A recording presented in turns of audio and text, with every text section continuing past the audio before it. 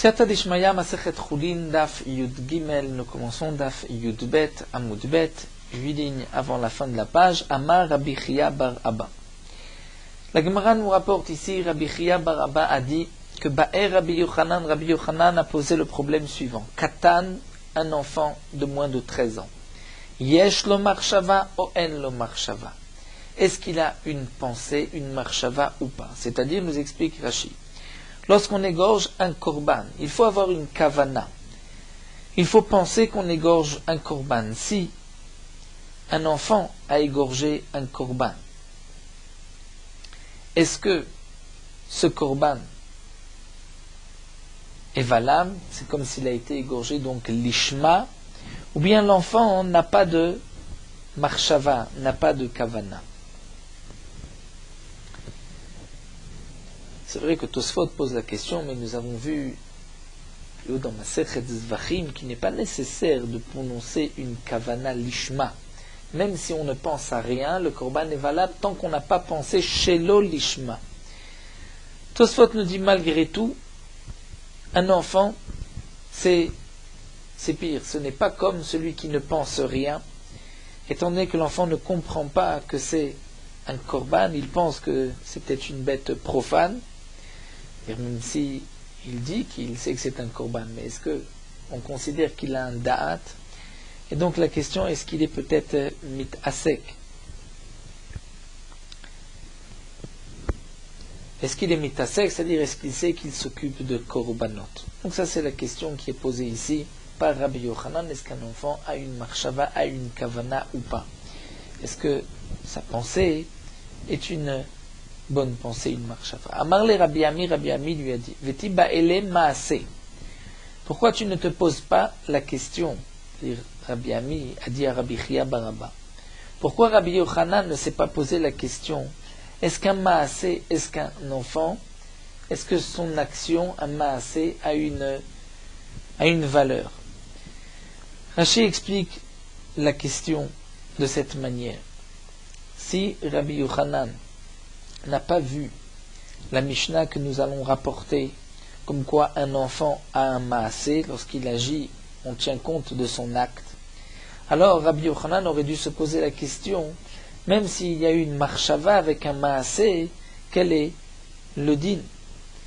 C'est-à-dire, dans le cas où il y a par exemple un korban ola qui se trouve au sud, et nous avons vu dans Masechet Zvachim que le korban ola doit être égorgé au nord, et l'enfant va déplacer le korban ola au nord, et il dit, je vais amener ce korban au nord, étant donné que c'est un korban ola qu'on doit égorger au nord, et qu'au sud c'est pasoul.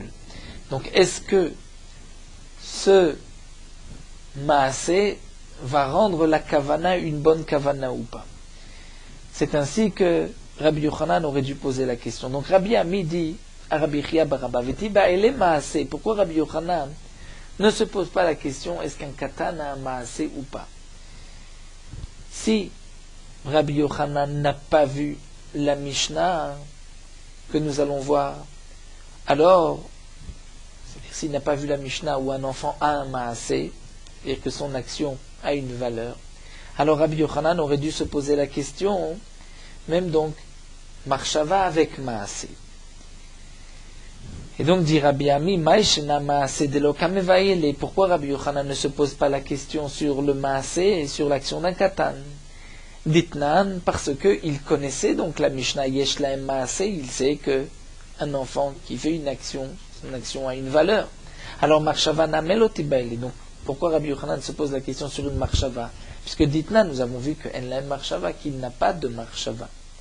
Donc Rabbi Ami pose la question suivante. Si Rabbi Yochanan a vu la Mishnah que l'enfant n'a pas de que l'enfant a un maasé, que son action a une valeur, alors Rabbi Yochanan a aussi vu qu'il n'a pas de marshava.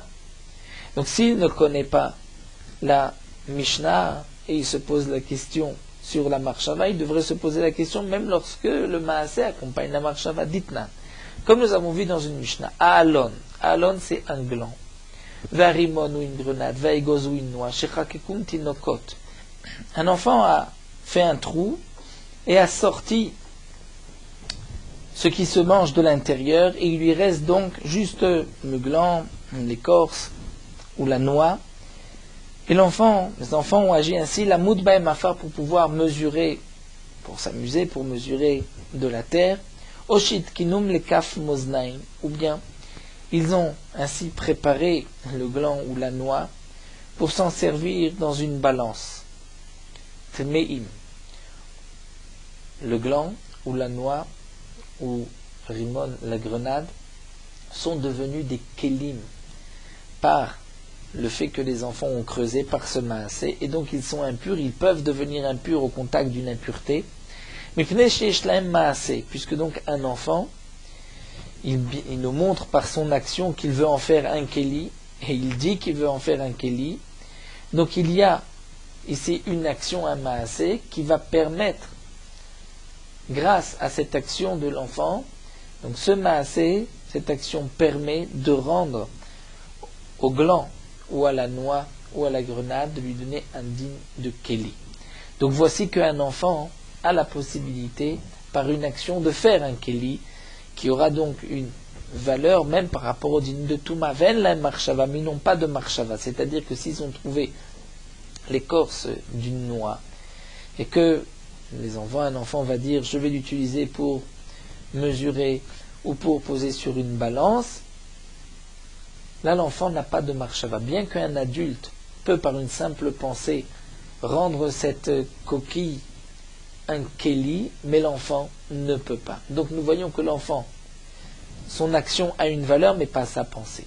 Amarle, alors Rabbi Chia Baraba répond et dit, en vérité, marshava grideta lo kamevaile. C'est vrai que Rabbi Yochanan ne se pose pas la question sur une simple marshava, puisque comme nous l'avons vu ici dans la Mishnah, l'enfant n'a pas de marshava. Il a une action, mais il n'a pas de marshava. Donc un enfant qui prend un korban et qui dit, je vais l'égorger en tant que korban ola, c'est sûr que sa marshava n'a aucune valeur.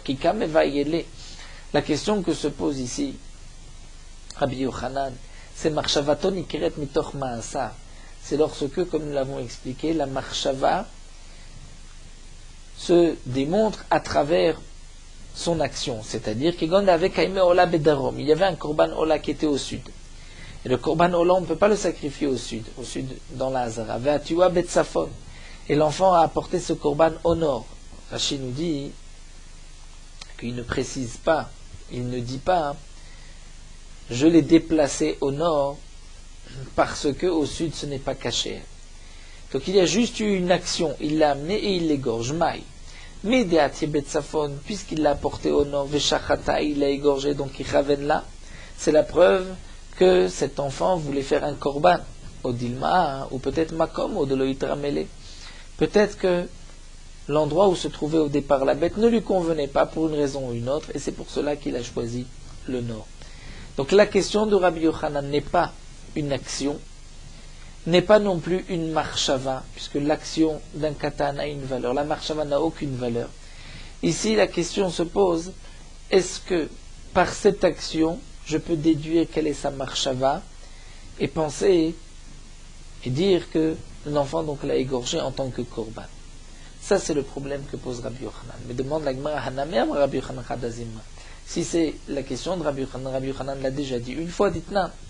C'est marqué à propos du digne de Hersher Touma. Nous savons, pour qu'un fruit puisse devenir impur, il faut qu'il ait été au contact de l'eau ou d'un des 7 liquides avant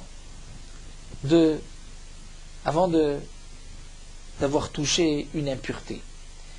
Si on prend une pomme qu'on coupe de l'arbre qui n'a pas été au contact de l'eau, cette pomme, même maintenant au contact d'un sheretz mort, la pomme ne sera pas impure, il lui manque le Hersher Touma.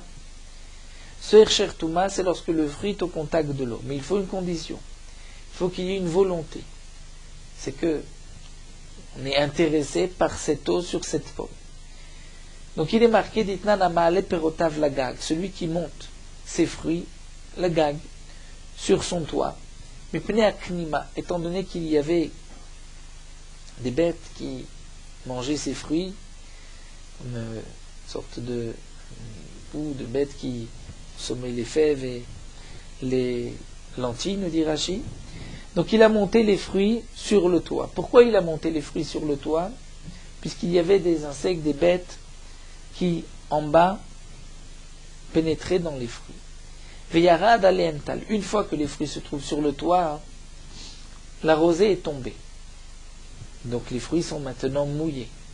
Est-ce que les fruits peuvent devenir impurs par la suite? Non. Enan bechiyutan. Ils ne rentrent pas dans ce passou qui dit que chiyutan, lorsqu'on aura mis de l'eau en liquide sur le fruit, il pourra devenir impur. Donc le fruit ne deviendra pas impur.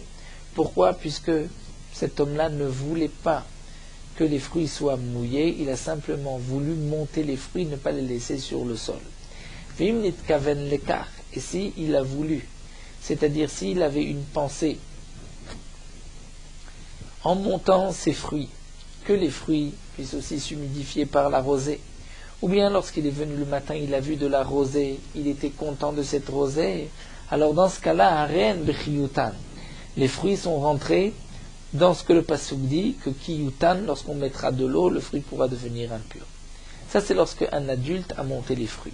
Mais eilum chereshotev et katan, si c'est un sourd-muet, un fou ou un enfant qui ont monté les fruits, afalpish et kavnu lekar, même si ils ont eu cette intention. Donc Rachid nous dit,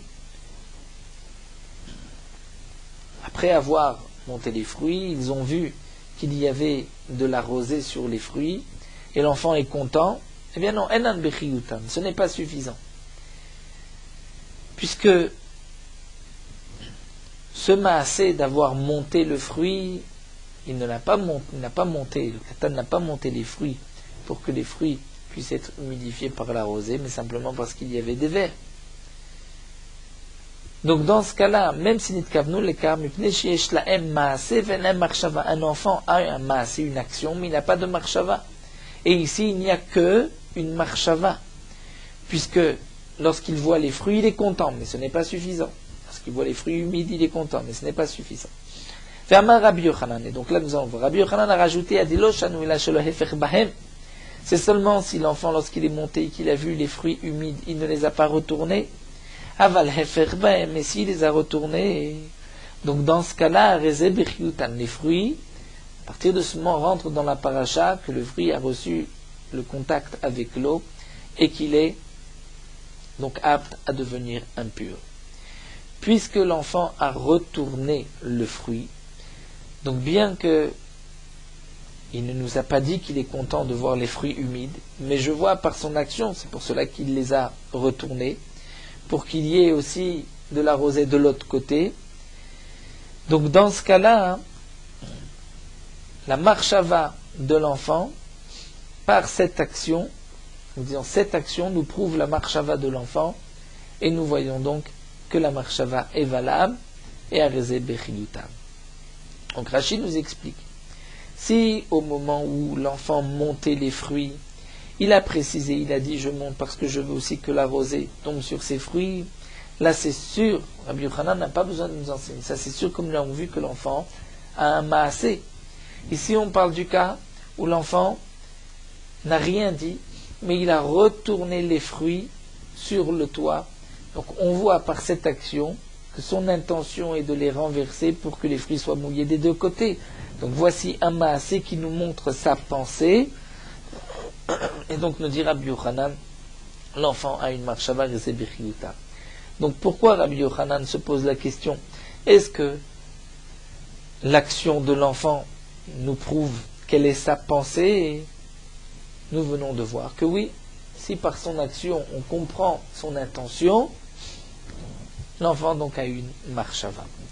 La Gemara répond à la question de Rabbi Yochanan Achi Kamevagil. Il se pose la question de Oraita ou de Rabbanan.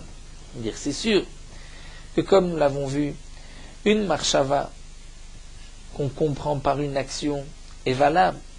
Mais est-ce que ce n'est qu'une chumra des Rabbanan dans le din de Touma, ou bien même de Oraita, et pour permettre un korban, pour dire que le korban a été égorgé, on dira que c'est effectivement une bonne marshava.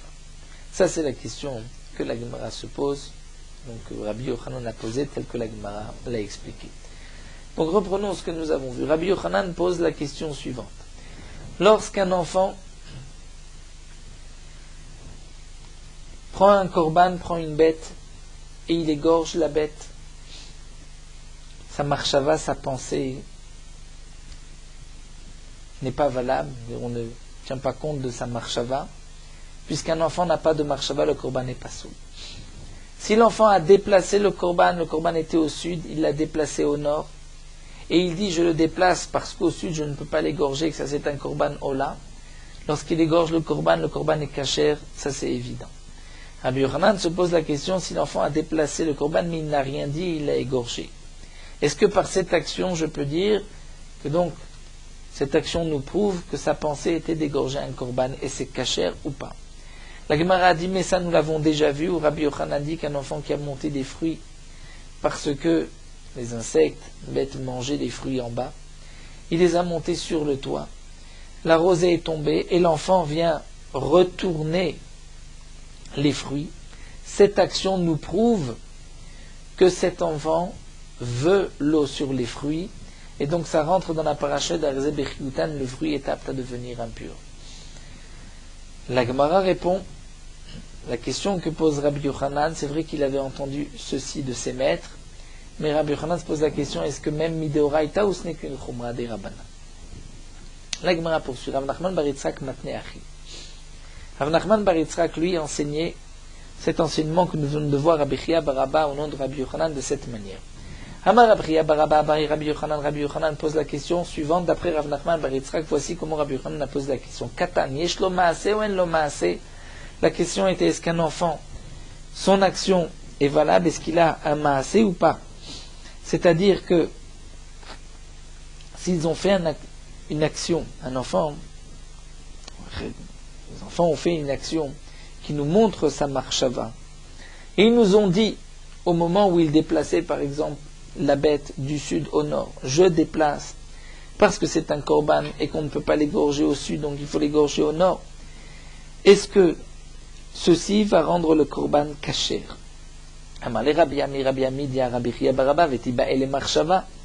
Pourquoi Rabbi Yochanan ne se pose pas la question? C'est une marshava, c'est-à-dire qu'il a égorgé, il a dit j'égorge un korban ola. Est-ce que c'est une marshava valable, le korban est kasher? Donc pourquoi Rabbi Yochanan ne se pose pas la question de marshava? Ditnan, parce qu'il a étudié la Mishnah, qu'il y a la marshava. Alors s'il connaît la Mishnah, Maaseh Namelot, il ne devrait pas se poser la question du Maaseh, Ditnan, Eshlem Maaseh, puisque nous avons vu que les enfants ont un Maaseh, comme nous avons vu si l'enfant va creuser dans la noix ou dans le gland. Donc quel est le problème de Rabbi Yochanan? S'il a étudié la Mishnah, il sait que les enfants ont un Maaseh mais n'ont pas de marshava. Et donc, la Gemara répond, la question de Rabbi Yochanan c'est Deoraita ou des Rabbanan. Est-ce que ce din-là, c'est un din Mideoraita, c'est-à-dire que si l'enfant a creusé, il a un maasé, est-ce que Mideoraita, et donc même pour la shrita c'est kasher? Ou des Rabbanan, ou peut-être ce n'est que Miderabanan, une chumra, que les Khamim m'ont dit attention, c'est un kli, il peut être tamé. Ou pas chitle. L'Agma répond que il a répondu à sa question que yesh lem maaseh vafilu midoraita, que les enfants ont une action, leur action a une valeur même minatora, mais ils n'ont pas de marshava vafilu miderabanan, même pour un din de miderabanan. Marshavaton ikeret mitoch maasav midoraita en lo miderabanan neshto. Et si c'est une marshava qu'on comprend par son action, Midoraita, effectivement, ce n'est pas valable, mais Miderabanan, c'est valable. Si c'est un din Miderabanan, donc, on sera mahmir. Rachid nous dit, comme par exemple, il a retourné les fruits pour que la rosée tombe de l'autre côté, il n'a rien dit. On comprend sa pensée par son action. Miderabanan, c'est vrai que je ne tiens pas compte de ce qu'il a fait. Midoraita, je ne tiens pas compte de ce qu'il a fait. Mais Miderabanan, je vais dire que cet enfant veut que l'eau soit au contact, le fruit soit au contact de l'eau, et donc le fruit peut devenir impur. Donc là, l'Agma nous a rapporté deux versions. Quelle est la question de Rabbi Yochanan? Après la première version, la question de Rabbi Yochanan est la suivante. C'est lorsque par une action je devine la pensée d'un enfant, est-ce que je peux en tenir compte minatora bien que miderabanan? Et donc la question se pose lorsqu'un enfant a déplacé une bête qui se trouvait au sud, il l'a déplacée au nord pour l'égorger et il n'a rien dit.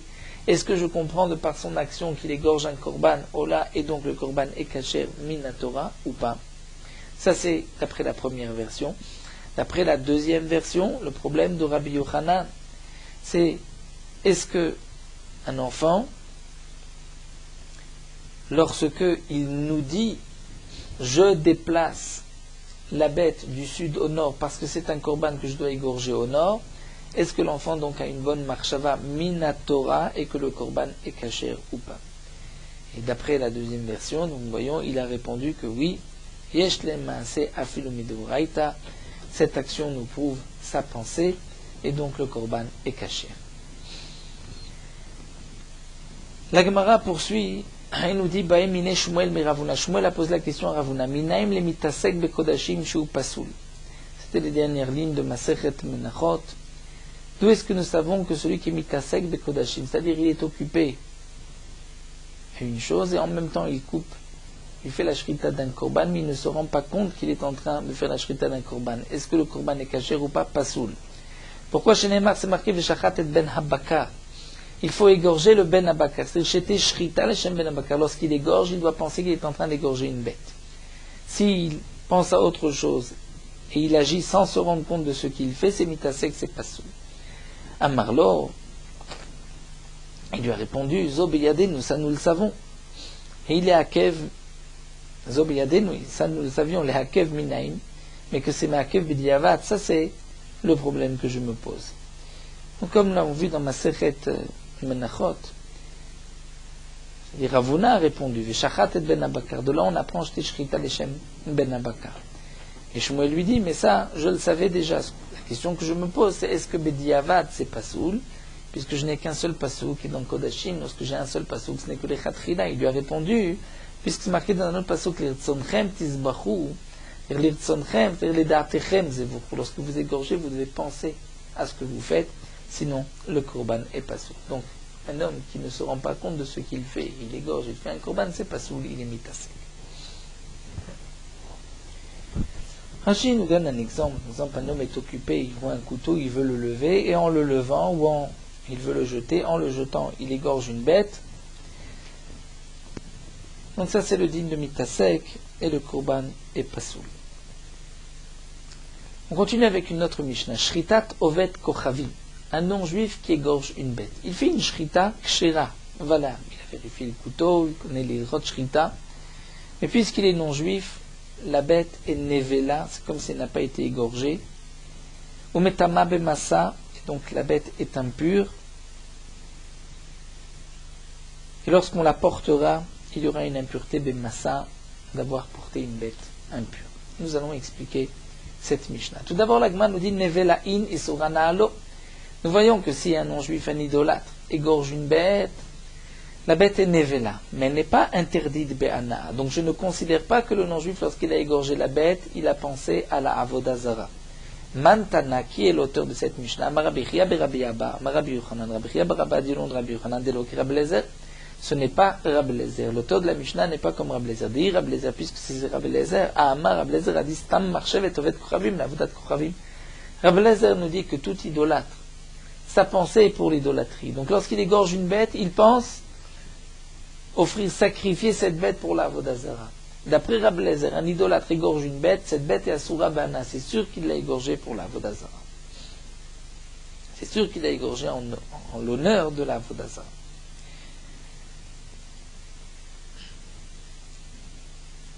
Donc nous dit Rabbi Yochanan, la Mishnah n'est pas comme Rabbi Lezer. Rabbi Ami Omer, Rabbi Ami lui dit, voici comment il faut lire. Shrita tovet kochavim nevela. La shrita d'un idolâtre est une nevela. Ah, des mines, la avodat kochavim. Mais si c'est la shrita d'un mine, c'est-à-dire d'un Israël renégat qui fait avodazara, c'est sûr que lorsqu'il a égorgé, il l'a égorgé pour la avodazara. Rashi nous dit Rabbi Ami n'est pas en marloquette avec Rabbi Chia. C'est sûr que notre Mishnah ce n'est pas comme Rabbi Lezer. Parce que d'après Rabbi Lezer, le non-juif, lorsqu'il égorge une bête, c'est pour la avodazara. Mais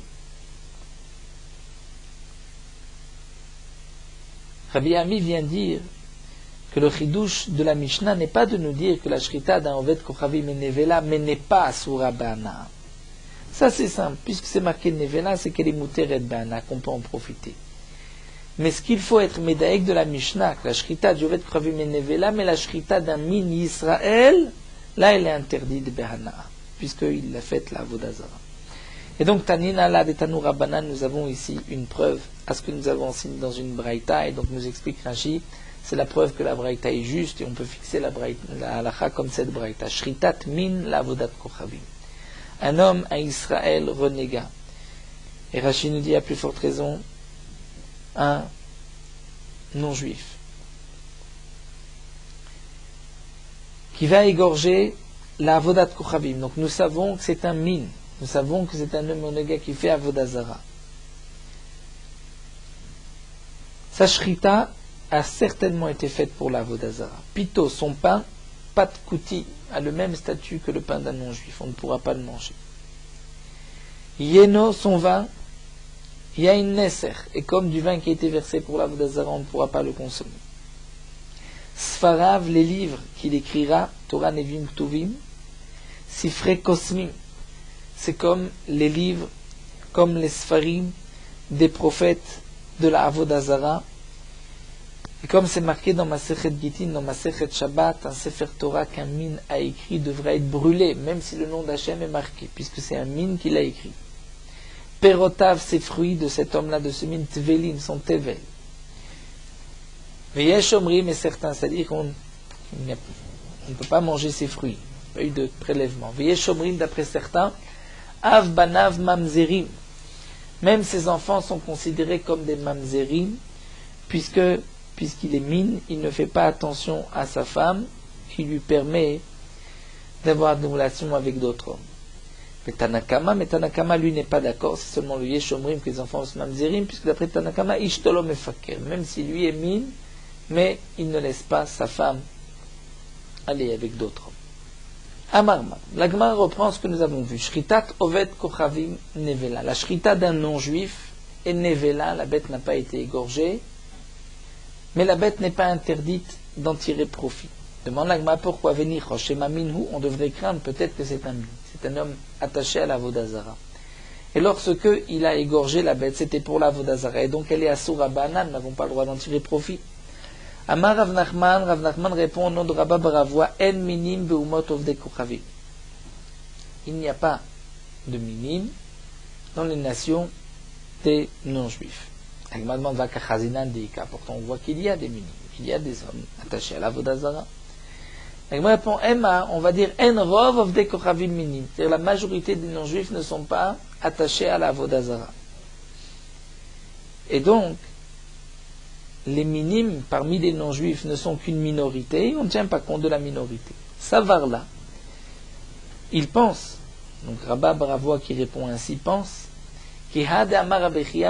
comme cet enseignement de Rabbi Chia Barabba au nom de Rabbi Yochanan, que Nochim Shebechutz Haaretz Lav Ovdei Kochavim. Les non-juifs qui se trouvent en dehors d'Eretz Israël ne sont pas des idolâtres. Et la minag avotem yadem, même si on les voit se prosterner une avodazara, au fond d'eux, ils ne sont pas attachés à la Vodazara. Ils gardent les habitudes de leur père. Et donc, c'est pour cela qu'on ne va pas dire que tout celui qui, même, se prosterne à la Vodazara, Oved Kochavim, il n'est pas mine, il n'est pas attaché à la Vodazara.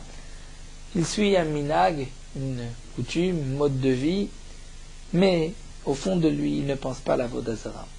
Donc, lorsqu'il égorge une bête, il ne l'égorge pas pour la Vodazara. C'est vrai que la bête n'est pas kshera, c'est nevela, mais elle ne sera pas surabana. Amar Rav Yosef bar Minyoumi, Amar Rav Nachman, Rav Yosef bar Minyoumi, Rav Nachman, En minim beumot ovdei kochavim. Il n'y a pas de minim chez les non-juifs. C'est-à-dire il n'y a pas le statut de min d'un homme qui est attaché à la Vodazara. Les mailles. Pour quel dîme nous enseigne Rav Nachman ceci? Il est mal les shrita. Si c'est par rapport à la shrita de dire qu'il ne va pas rendre la shrita interdite pour la, il ne la rendra pas sur Abana, demande l'agma ashta shritat min de Israël amarta asire, de ovdei kochavim mevaye. Si déjà, la shrita d'un min Yisraël, tu vas dire qu'elle est sur Abana, puisque puisqu'il fait Avodazara, il a égorgé pour l'Avodazara. Alors à plus forte raison, si c'est un non-juif, un idolâtre, que c'est sûr qu'il est attaché à l'Avodazara, et que donc il va l'égorger pour l'Avodazara. Sa Sourbana, elle a, donc certainement, que lorsqu'il a dit que chez le non-juif il n'y a pas de minime, par rapport au din de Moridin, c'est-à-dire qu'il y a une halakha, Rashi nous rapporte ici dans ma Sechet Avodazara, que le mine, celui qui est attaché à l'Avodazara, s'il passe à côté de moi et qu'il y a un trou, un bord, je Moridin, on le fait tomber dans le bord, mais on ne le fait pas monter. C'est-à-dire, on peut lui causer la mort. Donc, par rapport à ce din de Moridin, de Magma Ashta d'Israël, Moridin, c'est déjà un Israël qui est mine. Je peux le pousser dans un puits et le faire mourir. Alors, de Ovdei Kochavim Mevaye, si c'est un non-juif qui est encore plus attaché à la Vodazara, n'est-ce pas à plus forte raison que on peut le pousser dans un bord et le laisser? Ce din de Moridim Velo Ma'alim, ce n'est pas ici la Sougia, mais il y a des minimes, pikorsim, comme c'est rapporté aussi la Lacha dans le Rambam, qu'on peut pas seulement les laisser mourir, mais les pousser dans un puits pour les tuer. Parce qu'ils sont chayavim mita. Donc il s'agit de minimes, nous savons tous que c'est un mine, on peut le tuer. Comme dit le Rambam, ce n'est pas une méchanceté, au contraire c'est une brahmanout et on enlève, ou biarta aram et kirbecha, on enlève le mal parmi nous. Le Chazonish, ici dans Masechet Chulin, précise que ce din de Moridin ne s'applique pas aujourd'hui. Il ne s'appliquait qu'à l'époque où les Bnei Israël respectaient la Torah et on voyait l'intervention d'Akadosh Baruch Hu. Donc lorsqu'un homme transgressait, il fallait ou biarta aram et kirbecha, enlever le mal de parmi toi, il fallait lui occasionner une mort en le poussant, en le tuant. Mais aujourd'hui, où on ne voit plus l'intervention d'Akadosh Baruch Hu, au contraire, une telle action ne serait pas sanctifier le nom d'Akadosh Baruch Hu, mais serait le profaner. Donc nous dit le Chazonish, aujourd'hui ce din de Moridin ne s'applique pas. Donc la Gemara reprend. Qu'est-ce que Rabbi Yochanan nous a enseigné ici? Rav Nachman nous a enseigné ici en disant qu'il n'y a pas de minime parmi les nations, parmi les non-juifs. Si c'est par rapport au din de Shrita, nous avons vu qu'il y a.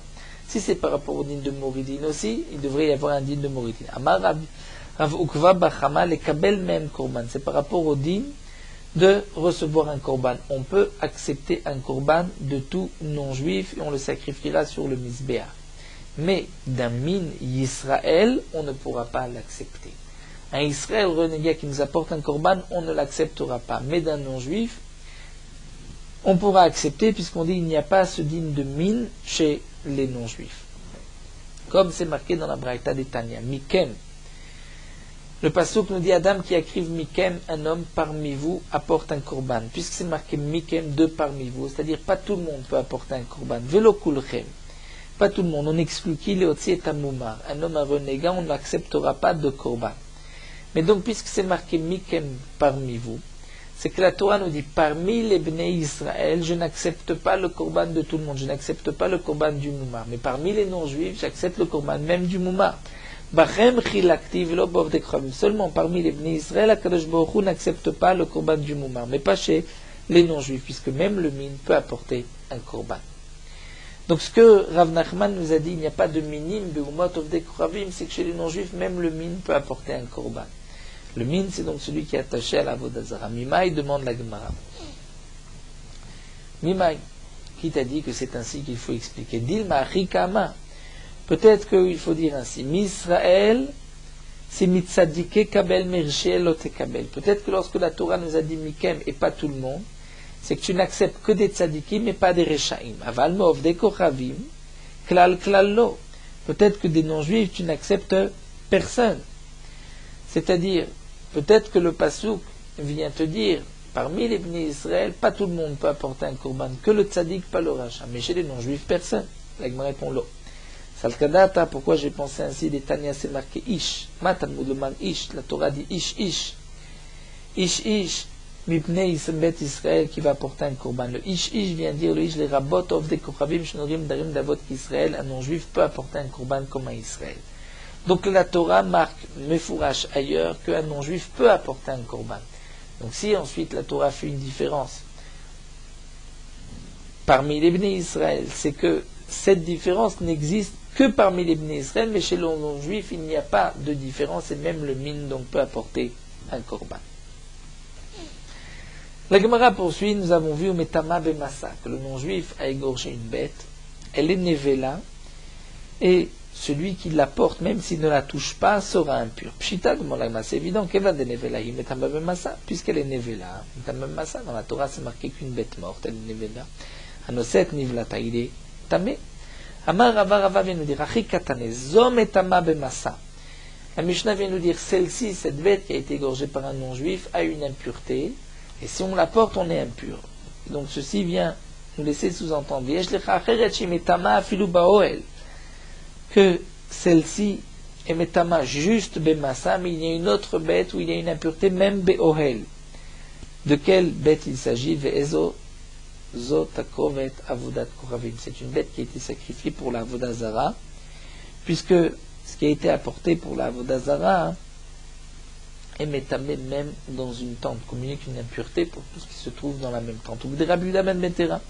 Et comme l'ancienne Rabbi Yehuda ben Betera que nous allons voir par la suite. Ikad Amrou, d'après une autre version, Amar Rava Achi Katan Rava répond, il vient dire Zom etama bamassa. Cette bête qui a été égorgée par le non-juif, mais qui n'est pas pour la Vodazara, elle est nevela. Elle sera impure, elle nous communique une impureté si on la porte. Mais il y a une autre bête qui est comme celle-ci, qui est metama bemassa, mais pas un beol, vezozot akrobet avodat koravim.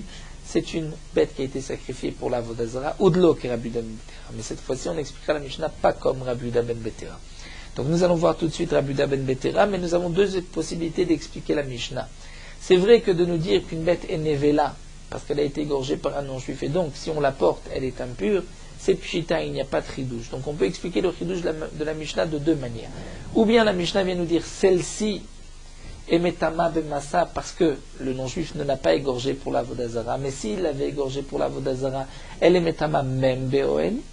Ou bien on va dire elle est metama bemassa, elle est toute bête qui lui ressemble, c'est-à-dire même une bête qui a été égorgée pour la vodazara parce qu'il n'y a pas de tuma beoel. Tout dépend si on pense comme Rabbi Yehuda ben Betera ou pas. Les Tanya comme c'est marqué, Rabbi Yehuda ben Betera merminaim, les tikrubet avodat krom shemetama beoel. D'où est-ce que nous savons que ce qui a été sacrifié pour la vodazara est metama beoel, communique une impureté beoel. Chez Neymar c'est marqué veitzmedou le Baal Peor vayochlu zifrim metim. Les Bnei Israël se sont attachés à la vodazara de Baal Peor, ils ont mangé des sacrifices de mort, c'est-à-dire des bêtes qui ont été sacrifiées pour la vodazara qui sont appelées zifrim metim, des sacrifices pour les morts. Pourquoi pour les morts? Pour nous apprendre que ce qui a été sacrifié pour la vodazara est comme le mort. Mamet metame beo, elle communique une impureté lorsqu'on est sous la même tente. Af tikrovet avodat krom metame beo, de même ce qui a été sacrifié pour la vodazara communique une impureté si on est sous le même toit. Donc de là on apprend Rabbi Yehuda ben Betera que ce qui a été sacrifié pour la vodazara est metama beoel. Donc là, nous avons deux possibilités, comme nous l'avons vu, ou bien d'expliquer la Mishnah comme Rabbi Yehuda ben Betera, ou d'expliquer la Mishnah non pas comme Rabbi Yehuda ben Betera, mais qu'il n'y a pas de Touma de Oel dans aucune bête égorgée par un non-juif, même si elle a été égorgée pour la Vodazara, il n'y a qu'une Touma Bemassa. Nous allons nous arrêter ici à la Mishnah. Nous poursuivons Merot Halacha Daf Yud Gimel. Lorsqu'on a prélevé la chala, est-ce qu'on va dire c'est la chala? Là, il y a une machloquette rishonim. Certains disent qu'il n'est pas suffisant de prélever la chala, il faut aussi dire arezo chala. D'autres rishonim pensent que non, il n'est pas nécessaire de dire arezo chala. Lorsqu'on fait la bracha, c'est comme si on avait dit arezo chala sur ce qu'on va prélever. Certains poskim disent que même sans bracha, le fait simplement de prélever est suffisant. C'est comme si on avait dit que ce morceau-là, c'est la chala. Dans les poskim, il est rapporté qu'il demande de dire arezo chala sur le morceau qu'on a prélevé, bien que beaucoup de poskim disent que c'est vrai que ce n'est pas nécessaire de prélever, de dire chala, étant donné que certains pensent qu'il faut dire, donc on ne perd rien de dire à réseau Khala, et ainsi de s'acquitter de tous les avis.